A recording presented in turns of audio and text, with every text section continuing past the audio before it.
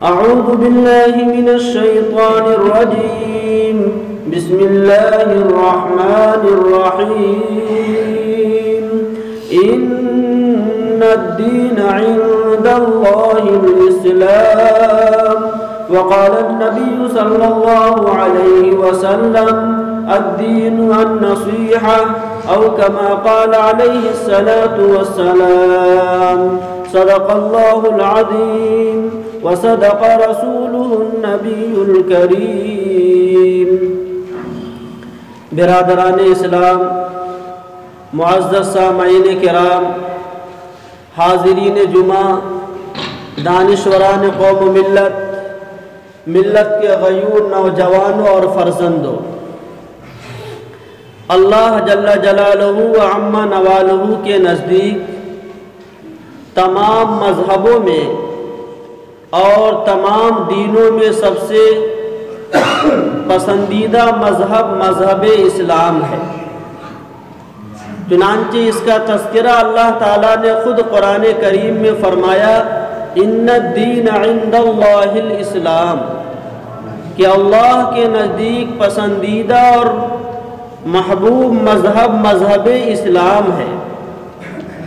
اس مذہب اسلام کا امتیاز یہ ہے کہ یہ مذہب اسلام صرف عبادات اور ذکر و اذکار اور قرآن کریم کی تلاوت اور تسبیح کی طرف انسانوں کی توجہ مبذول نہیں کراتا، بلکہ ان کے ساتھ ساتھ حسن معاشرت اور حسن اخلاق کی طرف بھی لوگوں کی توجہ کو مبذول کراتا ہے. چنانچہ اسلام کی تعلیمات میں یہ بات شامل ہے کہ ہر ایک کے ساتھ محبت، ہمدردی اور خیر خواہی کا معاملہ کیا جائے، ہر ایک کے ساتھ نرمی اور حسن سلوک کا برتاؤ کیا جائے، چاہے وہ اپنا ہو یا پرایا ہو، دوست ہو یا دشمن ہو، رشتہ دار ہو یا اجنبی ہو. ہر ایک کے ساتھ اسلام نے محبت کا، ہمدردی کا، خیر خواہی کا، غمگساری کا حکم دیا ہے. اسی وجہ سے نبی رحمت سرکار دو عالم خاتم النبیین جناب محمد عربی صلی اللہ علیہ وسلم نے ارشاد فرمایا: الدین النصیحہ، کہ دین سراسر نصیحت اور خیر خواہی کا نام ہے.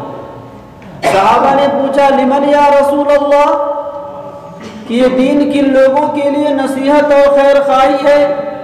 تو اللہ کے نبی پاک صلی اللہ علیہ وسلم نے ارشاد فرمایا: للہ ولرسولہ ولأئمۃ المسلمین ولعامتہم، کہ یہ دین اللہ کے لیے، اللہ کے حبیب جناب محمد الرسول اللہ صلی اللہ علیہ وسلم کے لیے، مسلمانوں کے لیے اور عام انسانیت کے لیے نصیحت اور خیر خواہی ہے.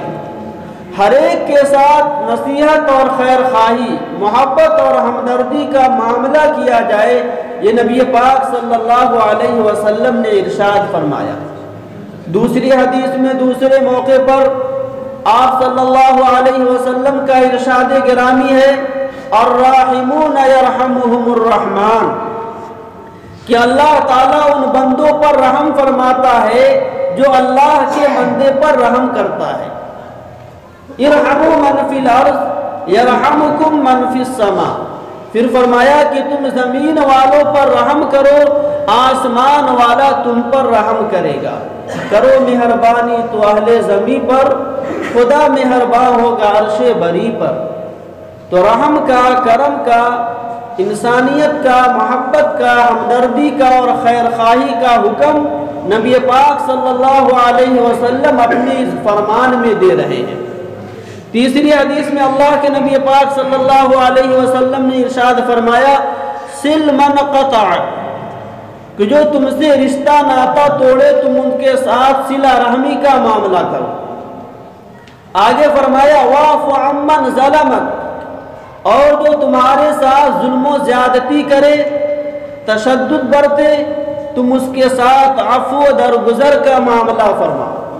عفو درگزر کا معاملہ کرو، واحسن الی من اساء الیک، اور جو تمہارے ساتھ بدسلوکی سے پیش آئے تم اس کے ساتھ حسن سلوک کا معاملہ کرو، اچھا برتاؤ کرو۔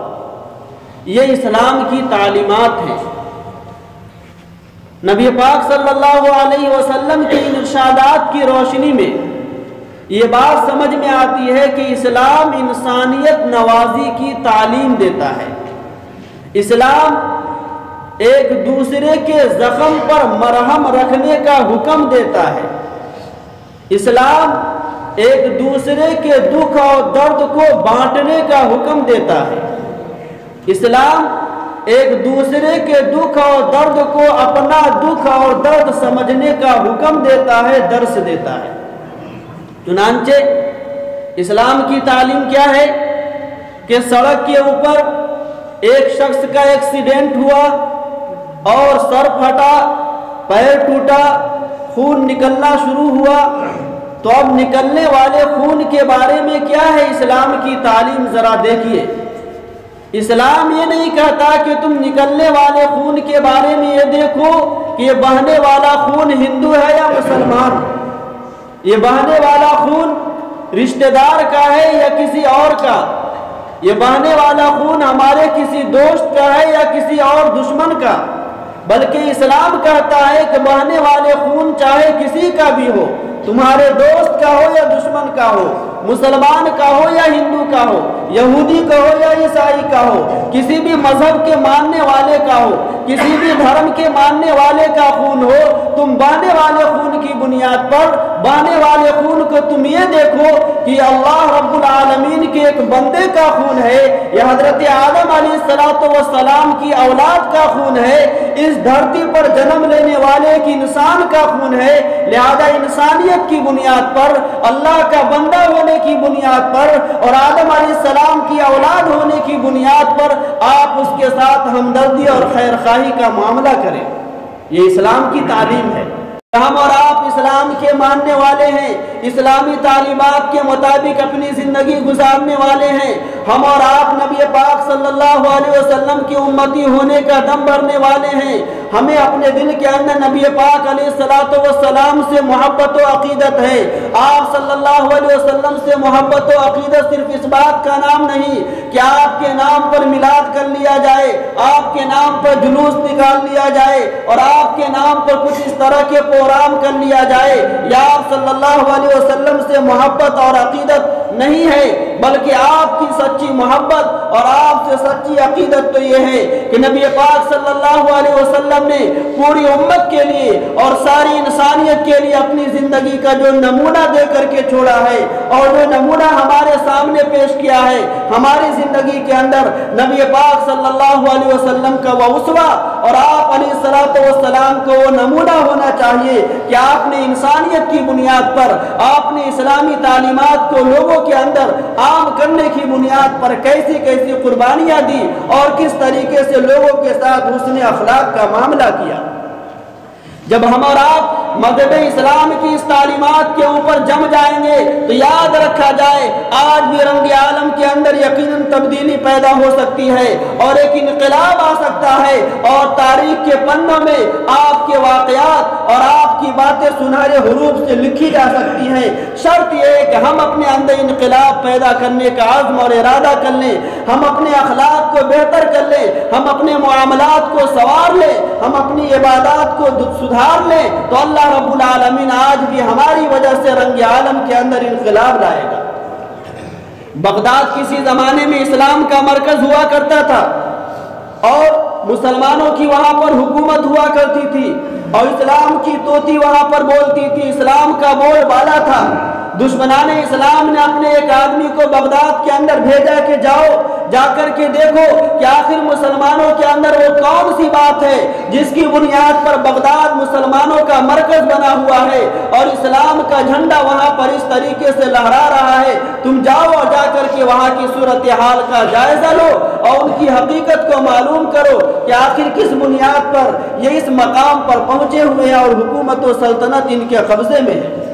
چنانچہ ایک آدمی جاتا ہے جائزہ لینے کے لیے اسے بھوک لگی رہتی ہے اور ایک ریسٹورنٹ میں داخل ہوتا ہے. ریسٹورنٹ میں داخل ہونے کے بعد اس کے سامنے، اس کے ٹیبل پر سامنے بھی ایک آدمی کھانا کھا رہا ہوتا ہے. سامنے جو آدمی کھانا کھا رہا ہوتا ہے وہ اس کو گھور گھور کر کے دیکھتا ہے، بار بار اپنی نگاہوں کو اس کی طرف اٹھا کر کے دیکھتا ہے. یہ بیچارہ کچھ معاملے کو سمجھ نہیں پاتا کہ آخر یہ مجھے کیوں دیکھ رہا ہے. بہرکیف وہ آدمی کھانے سے فارغ ہو کر کے چلا جاتا ہے اور یہ آدمی بھی کھانے سے فارغ ہو کر کے جب کاؤنٹر پر اپنے کھائے ہوئے اور کاؤنٹر پر پیسہ جمع کرنے کے لیے جاتا ہے، اپنے کھانے کی قیمت چکانے جاتا ہے، تو کاؤنٹر والا یہ کہتا ہے کہ آپ کا بل پے ہو چکا ہے. آپ نے جس پیسے کا اور جس قیمت کا کھانا کھایا ہے آپ کی قیمت ادا کی جا چکی ہے، آپ کی قیمت وصول کی جا چکی ہے. کہا کہ جب میں نے آپ کو پیسہ نہیں دیا، میں نے اپنے ہاتھوں سے بل پے نہیں کیا، تو آخر کون ہے جس نے میرے ساتھ یہ ہمدردی اور خیر خواہی کا معاملہ کیا؟ کہا ہاں، وہ آدمی جو آپ کے سامنے ٹیبل پر بیٹھ کر کے کھانا کھا رہا تھا، اس نے آپ کی طرف سے پیسے جمع کر چکا. کہا وہ کیسے جمع کر دیا؟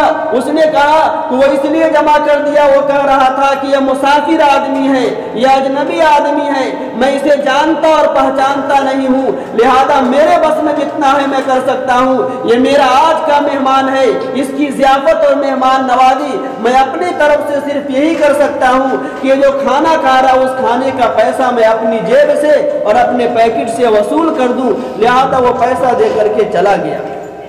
یہ وہ بات تھی جس کی بنیاد پر بغداد کسی زمانے میں اسلام کا مرکز بنا کرتا تھا اور وہاں پر اسلام کا بول بالا تھا. اگر یہی اخلاق ہمارے ہندوستان کے اندر آ جائے، یہی اخلاق ہمارے معاشرے میں آ جائے، یہی اخلاق ہمارے سماج اور سوسائٹی میں آ جائے، یہی اخلاق ہمارے محلے کے اندر، شہر کے اندر آ جائے، تو یقیناً ہمارے اخلاق کی وجہ سے اپنے تو کیا غیر بھی متاثر ہوں گے اور ہمارے قریب آئیں گے اور ہمارے سامنے گھٹنا ٹیکنے پر مجبور ہوں گے. لیکن ہماری صورتحال کیا ہے؟ اندازہ لگائیے. ہم اپنے گھروں کے اندر پانی اسٹور کرنے کے لیے ٹنکی لگاتے ہیں اور پانی کی ٹنکی رکھتے ہیں، لیکن پانی کی ٹنکی جب بھر جاتی ہے اور اس کا پانی جو ہے اس ٹنکی سے زیادہ ہو جاتا ہے تو اس ٹنکی کا پانی کہاں گرتا ہے؟ سڑک کے اوپر گرتا ہے. بہت سارے توفیق لوگ وہ ہیں جو اس کا انتظام کر چکے ہیں، لیکن اکثر و بیشتر طبقہ وہ ہے کہ ہماری ٹنکی کا اوور فلو ایک سڑک کے اوپر گرتا ہے، راستے پر گرتا ہے، گلی کوچے میں گرتا ہے، جس کی وجہ سے ہر آنے جانے والے کو تکلیف پہنچتی ہے. وہ آنے جانے والا ہمارا رشتہ دار بھی ہوتا ہے، ہمارا دوست بھی ہوتا ہے، ہمارا دشمن بھی ہوتا ہے، اور ہر آنے جانے والے کو تکلیف پہنچتی ہے. یہ ہماری اخلاق ہے. کیا اس اخلاق کی بنیاد پر آپ چاہتے ہیں کہ اسلام کا جھنڈا لے کر کے پورے عالم کے اندر ہم پھرنے لگیں؟ کیا انہی اخلاق کی بنیاد پر آپ چاہتے ہیں کہ ہماری باتوں سے لوگ متاثر ہو جائیں؟ کیا انہی اخلاق کی بنیاد پر آپ چاہتے ہیں کہ ہماری باتوں کو لوگ قبول کرنے لگے؟ ہم بھی اپنے گریبان میں جھانک کر کے دیکھیں، ہمارا پڑوسی ہم سے خوش ہے یا نہیں؟ ہمارے رشتہ دار ہم سے خوش ہے یا نہیں؟ ہمارے شہر والے، ہمارے محلے والے ہم سے خوش ہیں یا نہیں؟ اگر ہم مکان مالک ہیں تو ہمارے رینٹر ہم سے خوش ہیں یا نہیں؟ ان ساری چیزوں کا جائزہ لے، محاسبہ کریں. اگر اللہ تعالیٰ نے آپ کو مالک بنایا ہے تو آپ اپنے نوکروں کے ساتھ محبت اور ہمدردی کا معاملہ کیجئے. اگر اللہ تعالیٰ نے آپ کو کسی ادارے کا ذمہ دار بنایا ہے، کسی تنظیم کا ذمہ دار بنایا ہے، تو آپ اپنے ماتحتوں کے ساتھ محبت اور ہمدردی کا معاملہ کیجئے. اگر اللہ تعالیٰ نے آپ کو دولت و ثروت والا بنایا ہے تو کبھی ایسا کیجئے کہ بازار میں چلے جائیے اور جا کر کے سیب کا ایک کارٹون خرید لیجئے اور اس کارٹون کو لے کر کے کسی ہاسپٹل میں چلے جائیے اور جانے کے بعد ہر بیڈ کے اوپر ایک ایک سیب ڈال دیجئے، چاہے وہ بیڈ کسی عبداللہ کا ہو یا عبد الرحمن کا ہو یا اوم پرکاش کا ہو یا جے پرکاش کا ہو. انسانیت کی بنیاد پر اور اللہ رب العالمین کے بندہ ہونے کی بنیاد پر ہر ایک کے بیڈ کے اوپر اگر آپ سیب کا ایک عدد جو ہے ڈال دیں گے تو اس کی وجہ سے لوگ اسلام کے قریب ہوں گے. اگر اللہ تعالیٰ نے آپ کو مالدار بنایا تو کبھی ایسا کیجئے کہ بسکٹ کا ایک کارٹون خریدیے اور چلے جائیے کسی اسٹیشن پر، اور اسٹیشن کے باہر میں جو لوگ مانگنے والے ہوتے ہیں ان مانگنے والوں کے سامنے جو بسکٹ کا ایک ڈبہ ڈال دیجئے۔ ہو سکتا ہے کہ اس کی وجہ سے اس بھوکے آدمی کی بھوک ختم ہو سکے اور آپ ہمدردی اور خیر خواہی کا ایک رول ادا کر سکے۔ اگر اللہ تعالیٰ نے آپ کو دولت و ثروت والا بنایا تو اس کڑاکے کی سردی میں موزے بہت سارے خرید لیجئے اور چلے جائیے کسی مندر کے دروازے پر اور جا کر کے وہاں پر مانگنے والے سارے لوگوں کو ایک موزہ دے دیجئے تاکہ آپ کے موزے کی وجہ سے اس کڑاکے کی سردی میں اپنی حفاظت کا انتظام کر سکے۔ اگر اللہ تعالیٰ نے آپ کو دولت و ثروت والا بنایا، اللہ تعالیٰ نے آپ کو حیثیت اور لیاقت دی ہے تو آپ کسی مسجد کے دروازے پر چلے جائیے اور گرم ٹوپیاں خرید لیجئے، بہت ساری ٹوپیاں خرید لیجئے اور وہاں پر دروازے پر جتنے بھی لوگ بیٹھے ہوئے ہیں ان سارے لوگوں کے سروں پر آپ ایک گرم ٹوپی ڈال دیجئے تاکہ اس کڑاکے کی سردی میں وہ اپنی حفاظت کا انتظام کر سکے۔ یہ اسلام کی تعلیمات ہے۔ اگر اللہ تعالیٰ نے آپ کو صاحب حیثیت اور دولت و ثروت والا بنایا تو آپ کبھی ایسا کیجئے کہ دیکھیے کہ آپ کے محلے میں، آپ کے شہر میں کوئی ادارہ ہے کیا جس ادارے کے اندر نونہالان وطن قرآن اور حدیث کی تعلیم حاصل کرتے ہیں، جو مہمانان رسول ہونے کا شرف حاصل کیے ہوئے ہیں۔ ان بچوں کے پاس جائیے جو قرآن کے سیکھنے میں اور حدیث کے پڑھنے میں 24 گھنٹہ اپنی والدین کی محبتوں کو قربان کر کے، اپنے گھر کی آشائش اور راحت کو قربان کر کے ایک دینی ادارے میں آئے ہوئے ہیں۔ ان بچوں کے پاس جا کر کے ان کے خیریت لیجئے، ان کے احوال کو معلوم کیجئے کہ بیٹا تمہیں کسی چیز کی ضرورت ہے کیا؟ اگر وہ کہے کہ مجھے فلاں چیز کی ضرورت ہے اور اللہ تعالیٰ نے آپ کو صاحب حیثیت بنایا ہے تو آپ کی ذمہ داری بنتی ہے ایک مسلمان ہونے کے ناطے کہ آپ اپنی حیثیت کے مطابق، آپ اپنی صلاحیت کے مطابق اس کی ضرورت کو پوری کریں۔ جب ہم ان اخلاق کے ساتھ لوگوں کے سامنے ان اخلاق کے ساتھ لوگوں کے سامنے آئیں گے اور ان اخلاق کا مظاہرہ کریں گے تو یقیناً رنگ عالم کے اندر ایک انقلاب آئے گا۔ اللہ تعالیٰ سے دعا فرمائے کہ اللہ تعالیٰ ہم سب کو زیادہ سے زیادہ عمل کی توفیق نصیب فرمائے، آمین ثم آمین۔ وما توفیق الا باللہ العلی العظیم۔